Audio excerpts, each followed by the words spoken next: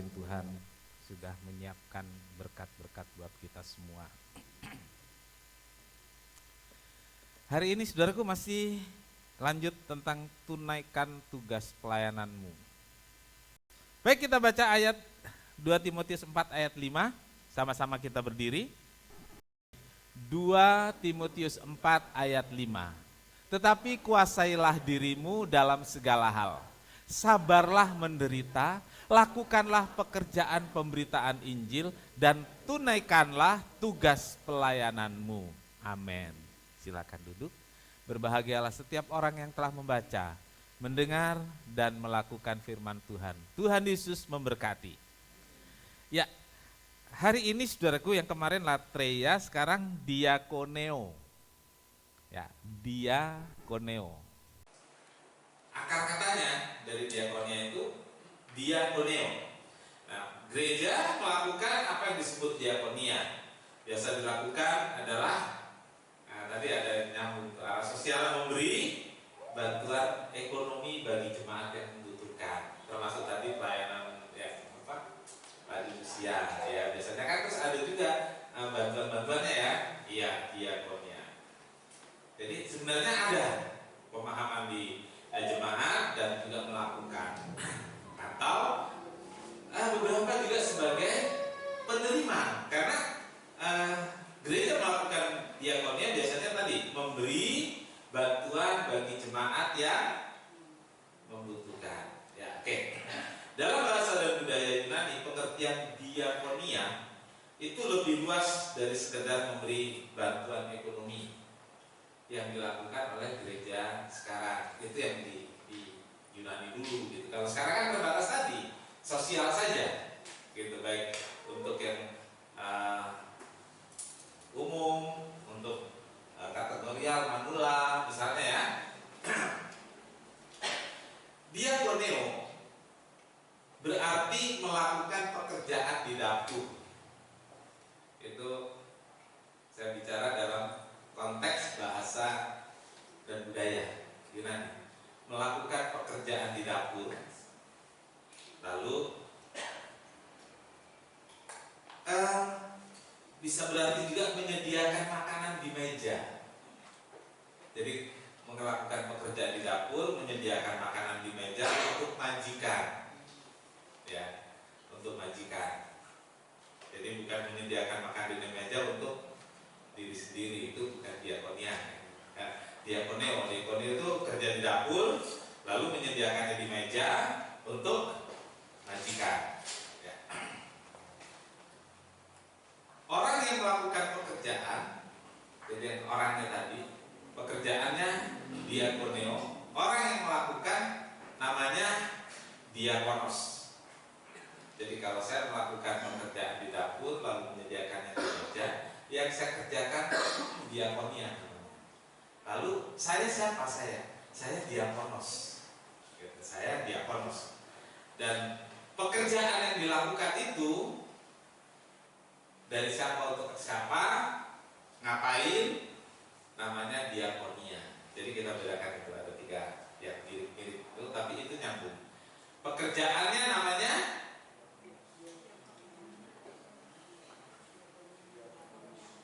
yang sedang dikerjakan, yang dilakukan adalah diakoneo. Gitu. Diakoneo itu melakukan pekerjaan.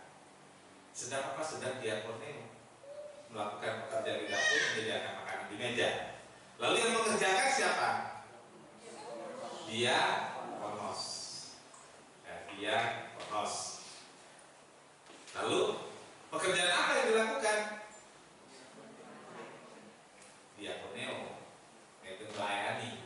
Pekerjaannya melayani. Jadi ini semua sebenarnya berkaitan dengan pelayanan tadi yang disebut ya, berkaitan dengan pelayanan. Nah, kita lihat satu ayat saudara dulu. Dalam Lukas 17 ayat 8 sampai 10.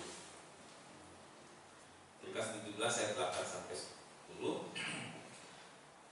Bukan sebaliknya, ia akan berkata kepada hamba itu, sediakanlah makananku, ikatlah pinggangmu, dan layanilah aku sampai selesai aku minum. Nah, makan dan minum.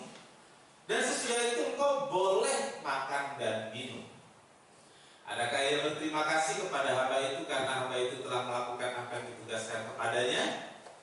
Demikian juga kamu, apabila kamu telah melakukan segala sesuatu yang ditugaskan kepadamu, hendaklah kamu berkata, kami adalah hamba-hamba yang tidak berguna.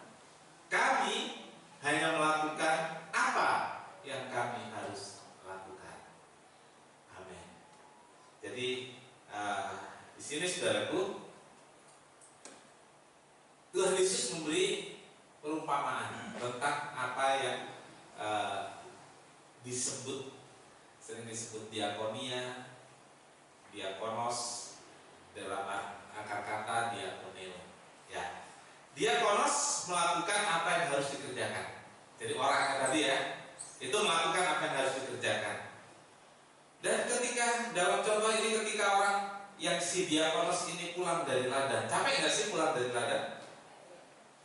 Ada yang nggak capek pulang dari ladang? Enggak lah ya. Saudara pulang kerja capek. Kalau dulu ke ladang, kalau sekarang ke kantor, dagang, pabrik, ya. Pulang kerja sepanjang hari pasti capek. Ya. Lalu karena dia ini adalah seorang diakonos, tugasnya selain ke ladang juga di rumah ada pekerjaan yang harus dilakukan dan memang sudah jadi tugasnya.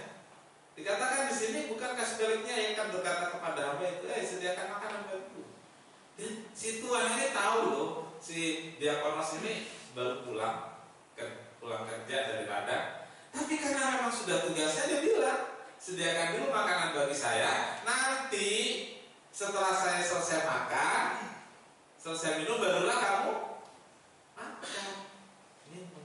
Artinya gini saudara, diakonos melakukan apa yang harus dikerjakan, walaupun lelah, walaupun sibuk, walaupun segan,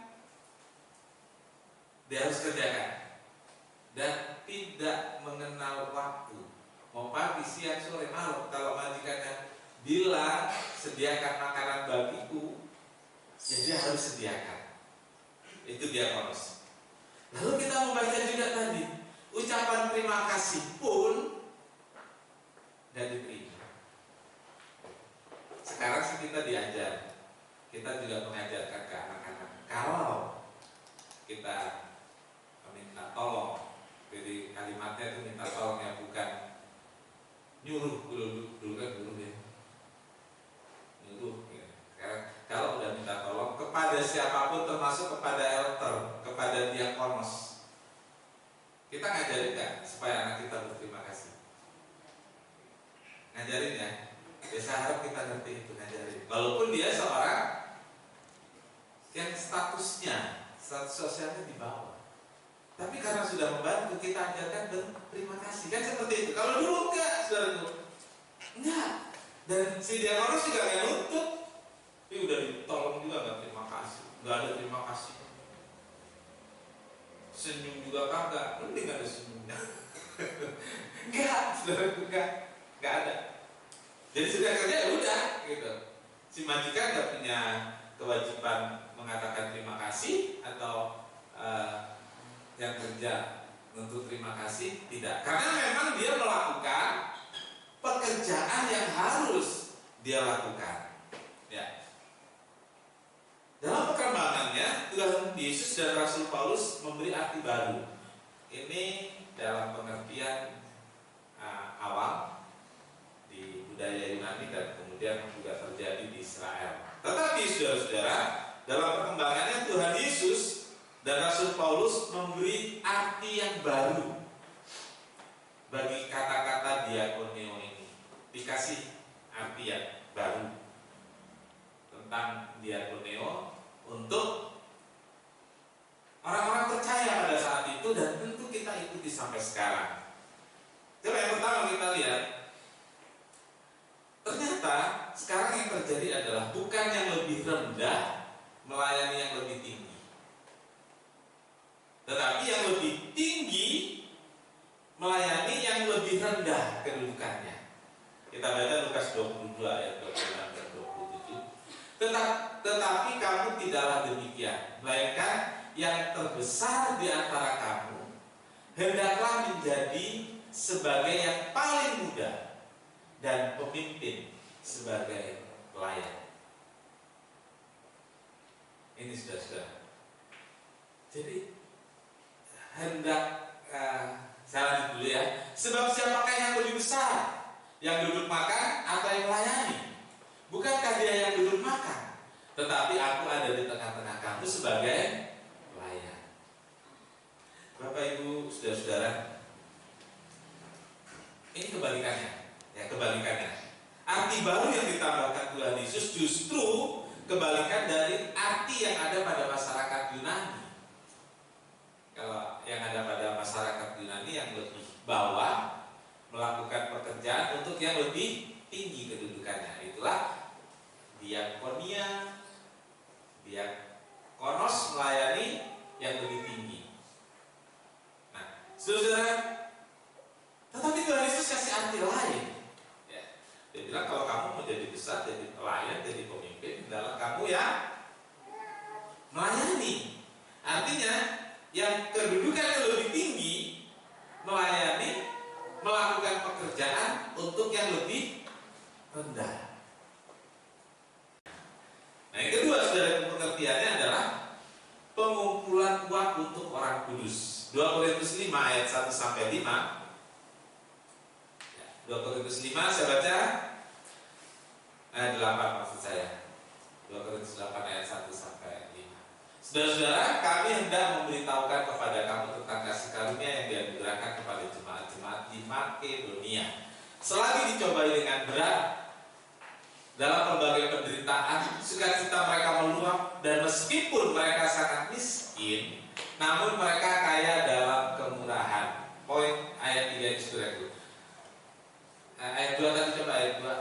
Selagi dicobai dengan berat, ya, selagi dicobai dengan berat dalam berbagai penderitaan, meskipun mereka sangat miskin. Kalimat ini penting, saudara. Sekalipun mereka miskin, sekalipun dicobai dengan berat. Yes, ayat 3. Aku bersaksi bahwa mereka telah memberikan menurut kemampuan mereka, bahkan melampaui kemampuan mereka. Dengan kerelaan sendiri mereka meminta dan mendesak kepada kami supaya mereka juga beroleh kasih karunia untuk mengambil bagian dalam pelayanan kepada orang-orang kudus. Ya. Jadi saudaraku, coba lihat ayat 4-nya.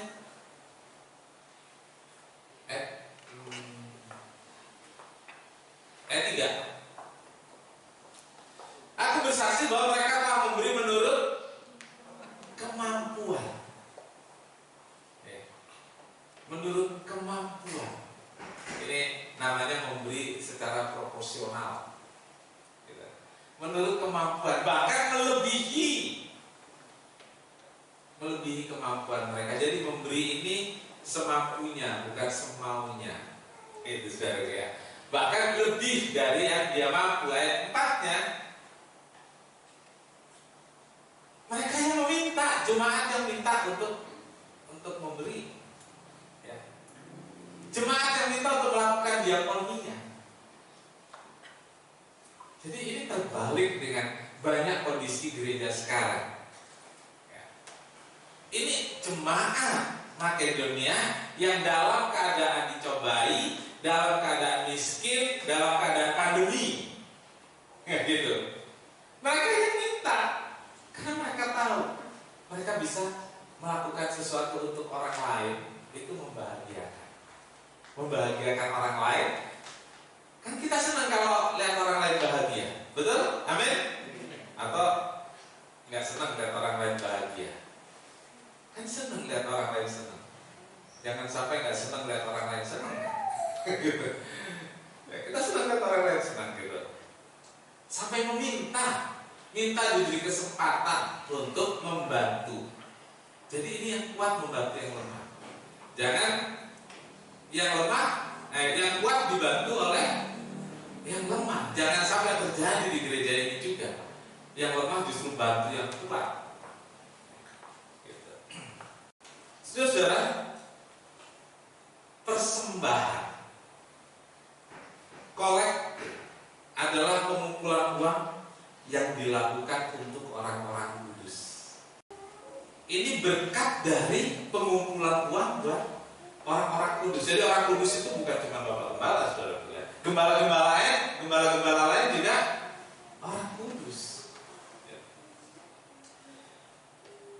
Ya, kesejahteraan itu bagian dari tanggung jawab gereja, kesejahteraan gereja dan orang-orang kudus lainnya. Jadi jemaat memberi persembahan untuk pelayanan, untuk kesejahteraan gembala, itu juga berarti melakukan diakonia. Jadi biasanya kalau yang kita pikir diakonia ini buat orang lain kan, padahal buat pekerja-pekerja di gereja, bukan hanya gembala. Itu juga diakonia.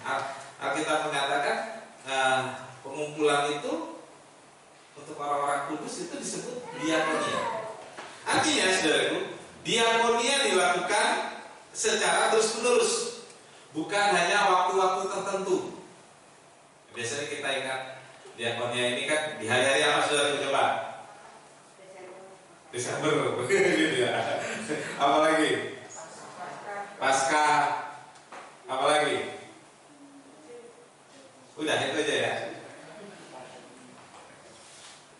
Pandemi, iyalah kita harus yang pernah kita lakukan ya, kita jangan malu menyebut ya. Di pandemi, Paskah, Natal. Saudara nambahkan pandemi ini saya tahu kenapa. Karena nggak mau dibilang diakonia napas. Apa diakonia napas tuh? Diakonia Natal dan Paskah. Padahal tiap hari, tiap minggu kita harus berdiakonia dalam gereja yang tadi disebut untuk kesejahteraan. Jadi saudara, inilah diakonia. Jangan hanya event tertentu, tapi juga terus menerus. Dan diakonia itu bukan hanya soal memberi hidup, jasa waktu dan tenaga, tapi juga harta. Ya, kalau tidak mengarah ke sosial tadi jelas itu soal materi kan begitu ya, soal materi. Dan kemudian yang berikut adalah pengertian diakoneo, melayani, yang berarti siap bertugas. Ya, jadi yang diakoneo tentang arti dalam yang pertama itu dalam bahasa dan budaya Yunani adalah tadi kita sudah bahas melayani orang yang kedudukannya lebih rendah, lalu pengumpulan uang buat orang-orang kudus. Lalu yang ketiga ini diakoneo itu adalah siap bertugas, siap bertugas. Seorang diakonos, seorang yang melayani itu harus siap melakukan tugas apa saja, kapan saja, tanpa alasan, tanpa menawar dan tanpa menunda. Halo para diakonos. Siap bertugas artinya mendahulukan juga kepentingan orang lain. Jadi diakonos itu melakukan bukan untuk diri sendiri, untuk kepentingan orang lain. Namanya diakonia, kita memberi kepada orang lain. Artinya diakonos itu kalau bertugas untuk siapa? Untuk kepentingan orang lain. Nah, ini saudaraku. Tadi kita sudah baca di Lukas 17 ayat 8. Bukankah sebaliknya? Majikan itu berkata, sediakanlah makanan untukku. Setelah aku selesai makan dan minum, baru kamu boleh makan dan minum. Artinya saudara, seorang diakonos sekalipun lapar, gitu ya, tidak boleh egois. Tuhan, saya lapar, saya mau makan dulu. Ada yang bilang begitu kira-kira? Enggak. Ya. Seorang diakonos tidak boleh egois atau memikirkan kepentingannya sendiri atau maunya sendiri. Seorang diakonos harus mendahulukan kepentingan orang lain, mendahulukan majikannya, mendahulukan siapa yang dia layani. kalau itu bicara konteks gereja, siapa yang kita layani? Tuhan. Kita harus dahulukan. Kita harus beri tempat yang paling tinggi. Baru itu namanya benar seorang diakonos. Ya. Dalam perumpamaan ini, seorang diakonos yang pulang kerja dari ladang, dia tetap harus menyediakan makanan sekalipun lapar. Dia sediakan bukan buat dirinya sendiri, tapi buat sang majikan. Karena itu sudah menjadi tugasnya, dan seorang diakonos harus bertanggung jawab. Saudara, seorang pelayan Tuhan harus mau dan harus melepaskan keakuannya, ya. Egonya. Ya, ada koreksi untuk perbaikan, ada evaluasi untuk perbaikan. Terus ngambek. Orang sudah bilang gede amat, ya. Terus nggak mau melayani, dia. Terus nggak mau ke gereja. Itu bukan diakonos, ya, itu bukan diakonos. Dia bukan seorang pelayan yang sebenarnya. Dia hanya mau mencari nama, popularitas. Dia hanya sekedar manggung dalam pelayanan. Iya, saudara. Jadi kita harus lepaskan semuanya untuk kepentingan yang lebih tinggi, yaitu Tuhan. Tuhannya kan nggak kelihatan, tapi tugasnya kelihatan nggak seperti itu. Kelihatan. Kerjakan hal itu dengan sungguh-sungguh. Nanti di poin terakhir ada. Nah, ngapain kita harus kerjakan itu semua, walaupun dan seterusnya. Kemudian siap bertugas ini artinya melakukan tugas dalam segala keadaan. 2 Timotius 4 ayat 2. Beritakanlah firman, siap sedialah, baik atau tidak baik waktunya. Nyatakanlah apa yang salah, tegurlah dan nasihatilah dengan segala kesabaran dan pengajaran. Bapak Ibu Saudara, lakukan tugas dalam segala keadaan. Dalam pemahaman umum yang terjadi adalah, yaitu saya bisa dan saya mau melaksanakan tugas jika ini saudara. Coba yang pertama yang dikasih tanda itu apa, tanda perbodennya? Coba baca saudara. Ini pengertian umumnya yang terjadi dalam masyarakat dan jangan sampai terjadi di kalangan kita. Kalau sudah terjadi, perbaikilah.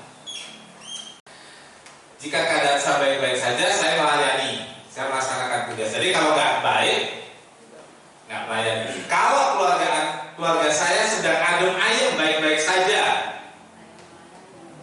saya melayani. Tapi kalau keluarga saya sedang ribut, keluarga saya sedang bermasalah, kalau keluarga saya sedang ini dan itu, nggak melayani, tidak melaksanakan tugas. Itu umum terjadi. Jadi jangan salahkan yang itu ya, itu umum terjadi. Nah, saya akan melaksanakan tugas jika memenuhi persyaratan saya. Kalau persyaratan saya tidak dipenuhi, saya tidak melayani, saya tidak melaksanakan tugas. Saya pengertian begitu ya. Persyaratan itu apa sih saudara kira-kira? Persyaratan yang kita tetapkan sendiri. Persyaratannya ya, kalau saya punya kepentingan lain ya, sorry, gitu ya. Kalau saya, ya tadi kebetulan dapat poster untuk staycation, dapat poster masuk tempat-tempat yang biasanya tidak bisa dilaksanakan dengan keadaan normal, dapat diskon lah, dapat apa lah. Saudara, kalau terjadi seperti itu, kan itu kepentingan sendiri, itu bisa menghalangi tugas-tugas pelayanan. Itu umum terjadi nggak? Umum, saya bilang umum terjadi. Nggak usah malu mengatakan itu umum terjadi, dan nggak usah malu juga mengatakan pernah terjadi pada saya. Amin. Pernah nggak? Yakin? Nah, untuk apa ini disampaikan firman Tuhan? Supaya kita tahu lalu memperbaiki diri, ya. Tapi ini lain lagi yang akan saya sampaikan dari ayat yang kita baca. Kata Paulus, Kata Paulus ini kepada Timotius, laksanakanlah, beritakanlah firman, baik atau tidak baik waktunya, baik atau tidak baik keadaannya, baik atau tidak baik situasinya. Iya, saudara. Jadi berbeda. Kalau tadi umum bisa terjadi pada siapa saja. Kalau keadaan baik-baik saja, saya melayani. Umum nggak? Tapi kalau nggak baik, saya nggak melayani. Umum atau tidak? Umum. Ya. Kalau saya punya kepentingan lain, ya saya mau jalan-jalan, saya mau apa? Ya sorry, saya tunda pelayanan saya. Umum nggak? Umum tidak? Umum. Saya katakan umum terjadi. Nggak usah malu. Gitu. Dan di gereja kita juga umum terjadi itu. Tapi mulai hari ini, baik atau tidak baik keadaanmu, tunaikan tugas pelayananmu. Amin. Amin. Dipaksa namanya baru amin. Yang kedua, yang pertama saya tahu jujur saudara memang ada di hati ingin melaksanakan tugas, ingin menunaikan tugas pelayanan. Saudara, setelah mendengar ini, marilah kita bangun. Ya. Kita bangun. Baik atau nggak baik keadaannya, laksanakan. Kalau tentara itu dia dengan mengangkat tangan, ngomongnya apa? Gak cukup siap ya, tapi siap laksanakan. Siap melaksanakan. Itu dia ponos yang sekian. Belajarlah dari TNI. Belajarlah dari mereka. Siap melaksanakan. WL, singer, musisi, multimedia, kolektor, penyambut tamu.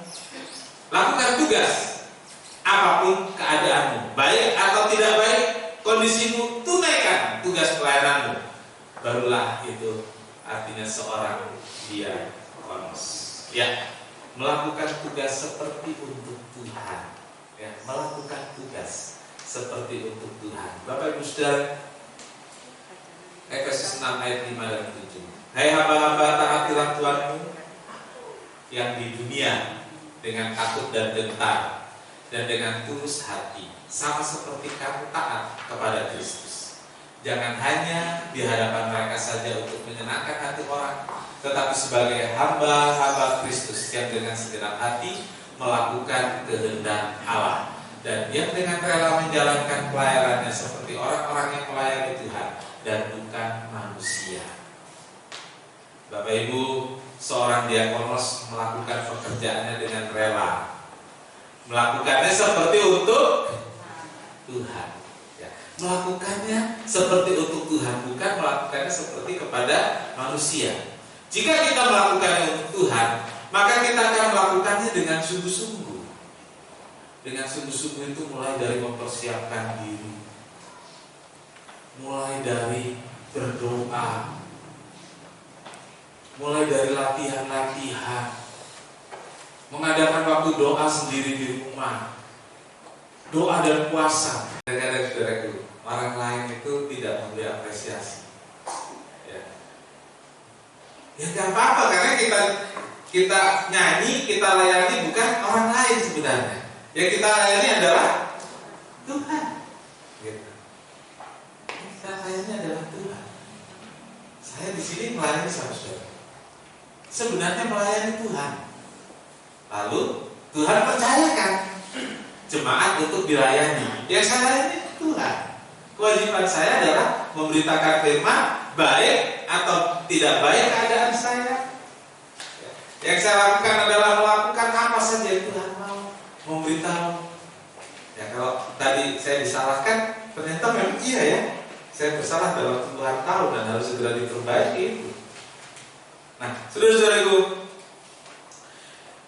tidak ada pekerjaan yang sia-sia dalam pelayanan. Maka kita bilang dari pelayanmu dalam Tuhan tidak sia-sia. Sekalipun kita tidak melihat hasilnya hari ini atau dalam jangka pendek, tapi benih yang kita tabur suatu hari akan tumbuh. Amin. Benih yang kita tabur satu hari akan tumbuh dan dia berbuah, lalu kita pun akan menuainya. Puji Tuhan. Ingat, seperti untuk Tuhan, ketika apa yang kita kerjakan belum menampakkan hasil atau tidak dihargai dan bahkan justru dicibir, ingat selalu bahwa kita melakukannya untuk Tuhan. Untuk Tuhan. Kita bisa mengerjakan pelayanan ini karena Allah yang bekerja di dalam kita. Inilah yang membuat kita kuat dan membuat kita terus bersemangat untuk menunaikan tugas pelayanan ini. Apapun keadaannya, apapun kondisinya, kita membayar melaksanakan tugas pelayanan kita. Gerejanya akan bangkit, gerejanya akan maju kalau setiap pelayan-pelayan menghidupi pengertian diakonos ini. Kita bisa melakukannya untuk kemuliaan Tuhan. Amin. Tuhan Yesus memberkati. Terima kasih Tuhan. Ku tak membawa apapun juga saat ku datang ke dunia. Ku tinggal semua pada akhirnya saat ku kembali ke surga. Yang ku punya hati sebagai hamba yang mau taat dan setia padamu Bapa. Kemana kan ku bawa hati yang menyembah dalam roh dan kebenaran sampai selamanya. Ku tak membawa, yes, Ku tak membawa apapun juga saat ku datang ke dunia. Ku tinggal semua pada akhirnya saat ku kembali ke surga. inilah yang ku punya, hati sebagai hamba yang mau taat Dan setia padamu Bapa. kemanapun ku bawa Hati yang menyembah dalam roh dan kebenaran sampai selamanya.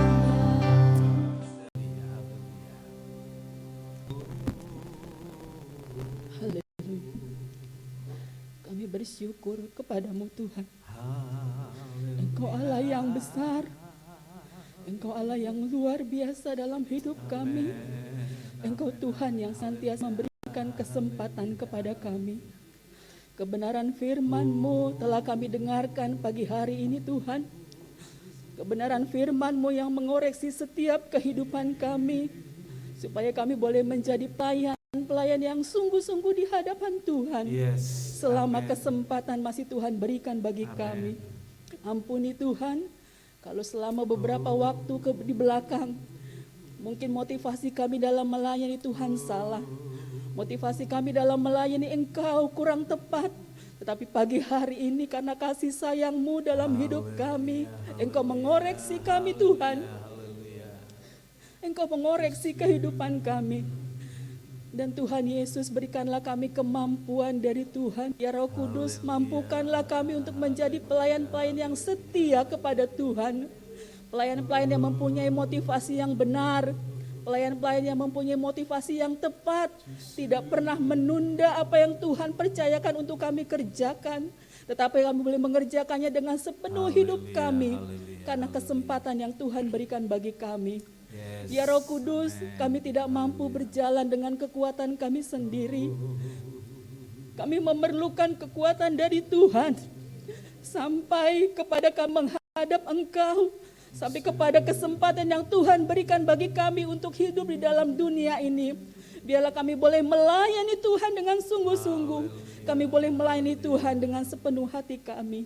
Terima kasih ya Bapa dalam surga, hamba-Mu telah selesai berbicara kepada kami. Tetapi kami percaya Roh Kudus-Mu yang akan meneguhkan kami, menguatkan kami untuk berjalan di dalam kebenaran firman Tuhan. Berkati hamba-Mu yang sudah menyampaikan kebenaran firman Tuhan. Engkau pakai kehidupannya senantiasa untuk membawa setiap orang percaya kepada Tuhan dan berjalan di dalam kebenaran firman Tuhan. Terima kasih ya Bapa dalam surga, kami semua Tuhan, supaya kami boleh menjadi jemaat yang bertumbuh di dalam Engkau. Satu sama lain kami boleh saling mengasihi, satu sama lain kami boleh saling melayani, dan kami boleh menjadi diakonos yang benar di hadapan Tuhan. Terima kasih Bapa, terima kasih. Inilah hidup kami Tuhan, kami percayakan sepenuhnya ke dalam tangan kasih-Mu. Terjadilah apa yang menurut kehendak Tuhan baik dalam hidup kami. Di dalam nama Tuhan Yesus Kristus kami berdoa dan bersyukur. Haleluya. Amin. Tuhan memberi engkau dan melindungi engkau. Tuhan menyinari engkau dengan wajahnya dan memberi engkau kasih karunia. Tuhan menghadapkan wajahnya kepadamu dan memberi engkau damai sejahtera. Saudara yang kekasih, terimalah berkat dan damai sejahtera dari Allah Bapa, kasih karunia dari Tuhan Yesus Kristus, serta persekutuan Roh Kudus serta kita sekarang sampai selamanya. Ini doa kami ya Tuhan, yang kami alaskan di dalam satu nama, yaitu di dalam nama Tuhan Yesus Kristus Juru Selamat dan Penebus kami berdoa. Bapa kami yang di sorga, dikuduskanlah namamu, datanglah kerajaan-Mu, jadilah kehendak-Mu di bumi seperti di sorga. Berikanlah kami pada hari ini makanan kami yang secukupnya, dan ampunilah kami akan kesalahan kami, seperti kami juga mengampuni orang yang bersalah kepada kami. Dan janganlah membawa kami ke dalam pencobaan, tetapi lepaskanlah kami daripada yang jahat. Karena Engkaulah yang punya kerajaan dan kuasa dan kemuliaan sampai selama-lamanya. Amin.